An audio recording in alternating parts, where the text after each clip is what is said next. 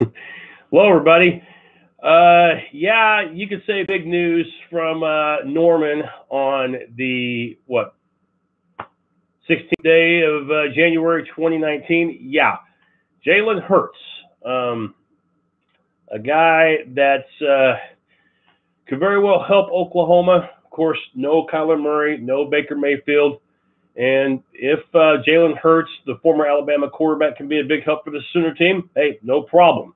Guy has plenty of experience, 26-2, I think, as a starter, lifetime SEC Offensive Player of the Year from 3 years ago. So you bring a guy with experience, and from what I've heard too, a guy with character, a guy that had great vibes around the Alabama locker room, received a lot of praise. Tua Tagovailoa among them that have a ton of respect for the guy.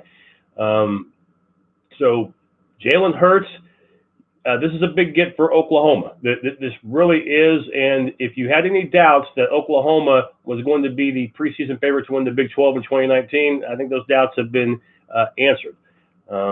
It doesn't mean that Jalen Hurts doesn't have things to work on, but you're getting a fantastic athlete, somebody that, like Kyler Murray, can make things happen with his feet, and a guy in Jalen Hurts that, like I said, has plenty of experience, although this past year I know didn't play a whole lot because of the rise of Tua Tagovailoa in Tuscaloosa. So for OU, I think this is terrific news. Remember, the Sooners quarterback situation a little bit dicey before today because we knew that Austin Kendall had been part of the Oklahoma roster since 2016.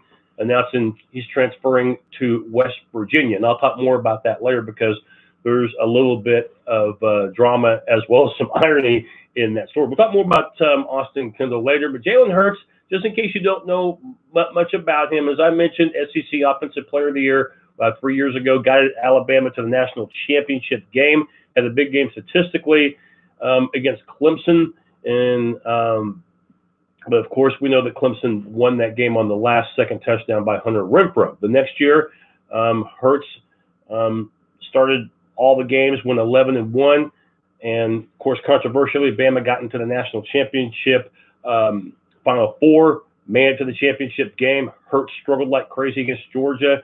And at that time, we thought it was a very big, dicey move by Nick Saban, rolling the dice by putting this freshman named Tua Tagovailoa in the game, and that turned out to be a big positive decision for Bama because Tua led them from behind, and they, of course, won the game in overtime in one of the more exciting championship games you'll ever see.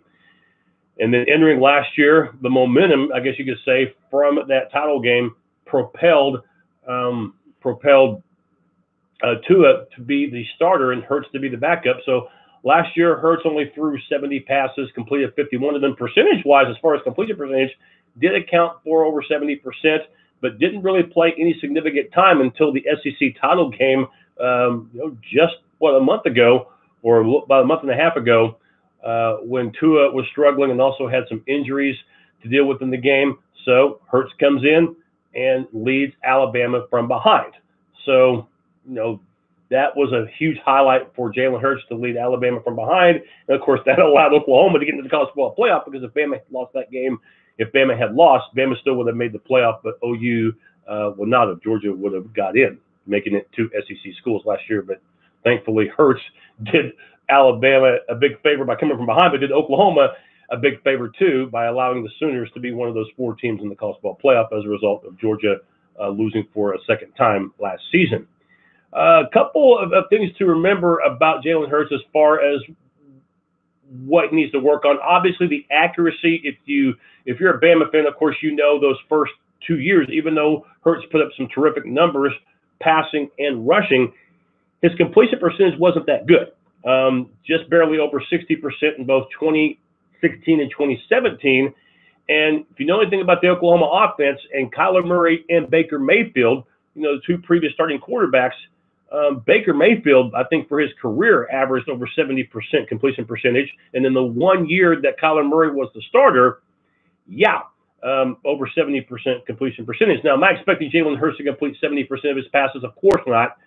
But If he can get into the mid 60s, 65, 66%, at least that's something. And again, you're getting a dynamic athlete in Jalen Hurts, and again, a guy that, from what I've heard, has terrific character. He could have easily, transferred the previous year, after all the success that Tua had earned in a national championship game, but stuck it out another year. Has his degree, so obviously he could play right away as a graduate transfer. He can get adapted to the Lincoln Riley offense. That's going to be the other thing too, getting adapted to Lincoln Riley's offense. Not quite the same as what it was in Tuscaloosa. Now, as far as Oklahoma's other quarterback situations right now, if you are a Sooner fan, the perfect scenario would be for Jalen Hurts to be your starter and have Spencer Rattler, the 5-star recruit from the Phoenix, Arizona area, to redshirt this upcoming year. And I'll talk more about Spencer in a second. But Jalen Hurts, you hope that he could be the guy from beginning to end in 2019. You're also hoping, too, that you can use Tanner Mordecai, who redshirted this past year, to come in if, let's say, when Oklahoma in mob times can use Tanner Mordecai, in other words, with a big lead. You would hope that Mordecai could be used in that way, and that way Spencer Rattler, who I don't believe will be available for spring football, you can have this be a redshirt year for Spencer Rattler. Heard great things about him, a dual threat quarterback. Of course, this past year, a school violation, so he didn't get to finish out his senior year, but still, according to, I think, Rivals, the #1 high school quarterback and a commitment of the Sooners since his junior year. So that would be the ideal scenario, is for Hurts to be the starter. And by the way, too, another thing that's going to help Jalen Hurts, have you seen Oklahoma's September schedule? Not very challenging.